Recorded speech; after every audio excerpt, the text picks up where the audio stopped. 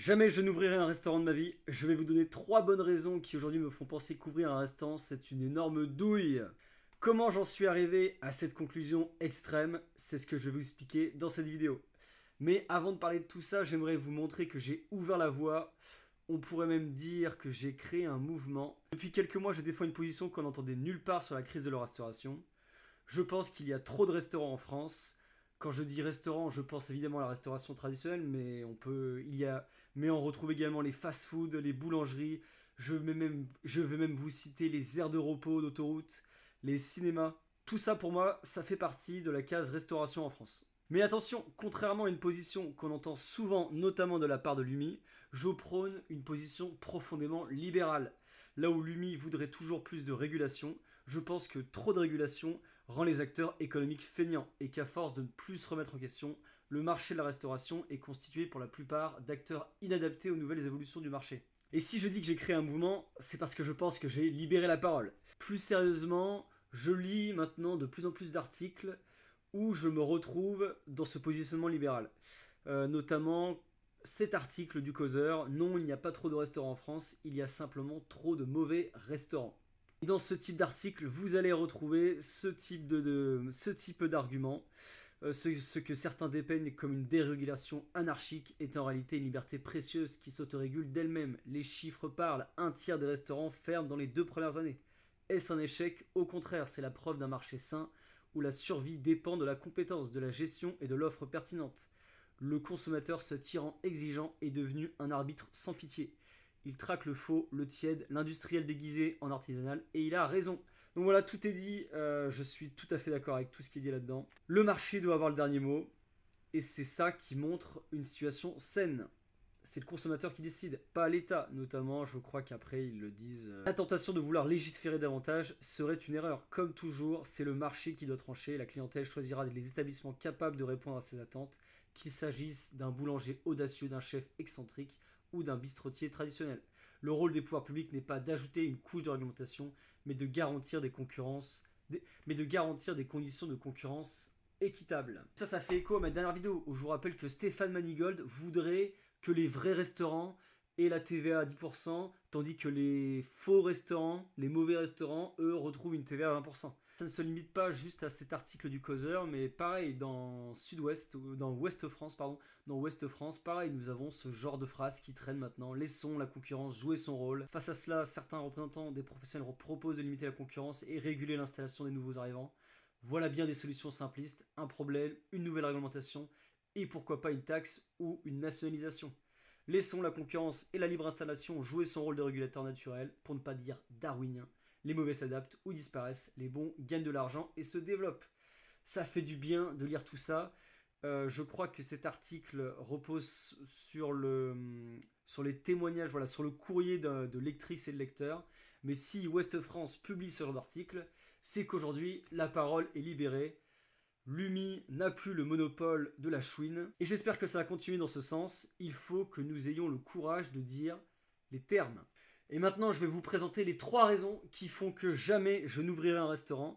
Ces 3 raisons, en fait, elles me sont venues notamment à la lecture de cet article. Un nouveau restaurant sur 3 ne passe pas les 2 ans. Les raisons d'un turnover inédit. L'idée de ne pas ouvrir un restaurant, je pense que je l'ai eu avant même de me lancer dans la création de contenu, avant même de me reconvertir, dans le sens où, et ce sera ma première raison, je trouve que le concept même de restaurant représente trop de barrières à l'entrée.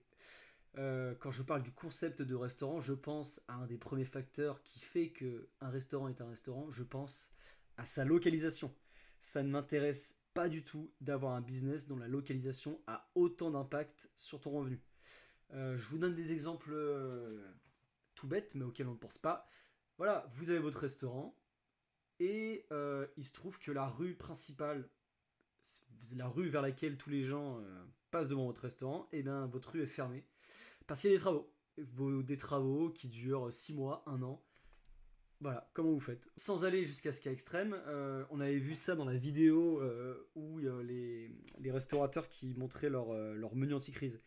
Ils montraient que leur chiffre d'affaires avait diminué, notamment parce que des travaux avaient été faits là où ils ouvraient leur terrasse. Je trouve ça insensé d'avoir un business comme ça. Je préfère largement avoir un business qui ne dépend pas de la fluctuation du passage de tes clients. Je trouve ça beaucoup plus pertinent d'aller là où le client est, plutôt que d'attendre qu'il vienne à toi. Avoir un restaurant, ça sous-entend avoir un local, ça veut dire que tu vas passer ton temps à gérer les problèmes du quotidien. Vous aurez toujours une canalisation bouchée, un équipement à réparer, et tout ça en fait ça se fait au détriment de votre vie privée. Je le vois trop souvent au quotidien pour avoir l'envie d'avoir un local où vous avez tous ces aléas. Deuxième raison, et c'est notamment cet article qui en parle, la rentabilité d'un restaurant est faible. Avoir un local, ça sous-entend également avoir énormément de charges fixes.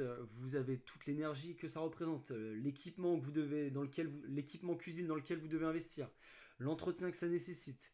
Je ne parle même pas du coût du salariat.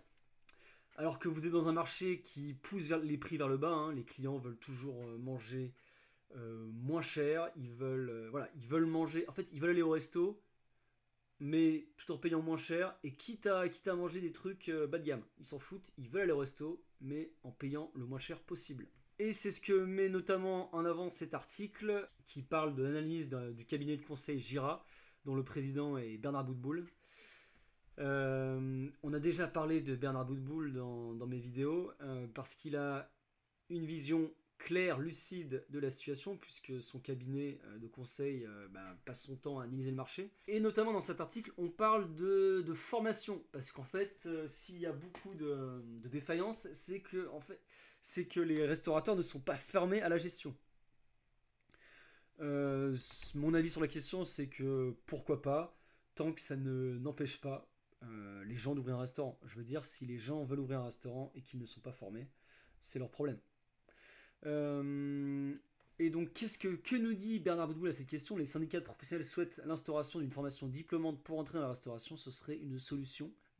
Oui, c'est un métier qui doit se professionnaliser et qui demande des compétences en gestion, en finance, en marketing et en communication. Il ne suffit plus de savoir cuisiner. Il faudrait effectivement créer une formation diplômante. Il y a plein de Français qui rêvent de monter leur restaurant, mais ils n'imaginent pas la difficulté que c'est à gérer. Mais c'est un faux rêve. On ne gagne pas tant que ça. On bosse tous les jours du matin au soir et la vie privée est très entachée. Il y a beaucoup de fantasmes. Ceux qui font des marges à 10%, ils sont vraiment très bons. Ce n'est pas la masse. J'ai clairement pas envie de me lancer dans un business où mes marges sont de 10%. J'ai envie d'un business qui impacte le moins possible ma vie privée, tout en me rapportant le plus d'argent possible.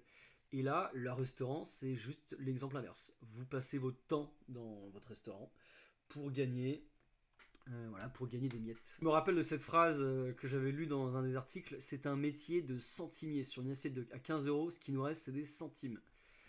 Voilà, j'ai pas du tout envie d'entrer dans ce genre de business. J'ai également en tête une vidéo que je vous avais montrée, où voilà, on en est en fait à peser sur votre toast de rillettes, on en est à peser la quantité de rillettes qu'on met sur votre toast. Enfin, désolé, mais ça m'intéresse pas en fait. Ça m'intéresse pas de faire ce genre de métier pour gagner sur 100 balles sur 100 balles de CA pour gagner 10 euros à la fin. C'est pas mon kiff. Dernière raison et pas des moindres, je n'ai aucune envie de gérer des êtres humains.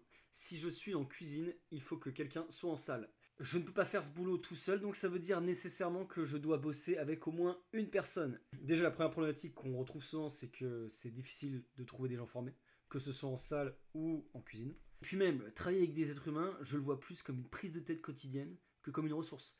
Il faut gérer les absences, les prises de tête dans l'équipe. Moi, je lance un business pour cuisiner, pas pour faire le patriarche qui gère les innombrables problèmes pro et perso de son équipe. Vous ajoutez au fait que vos salariés vous coûtent une blinde. Hein. Quand votre salarié reçoit 2000 balles, en fait, vous allez payer 2800 euros.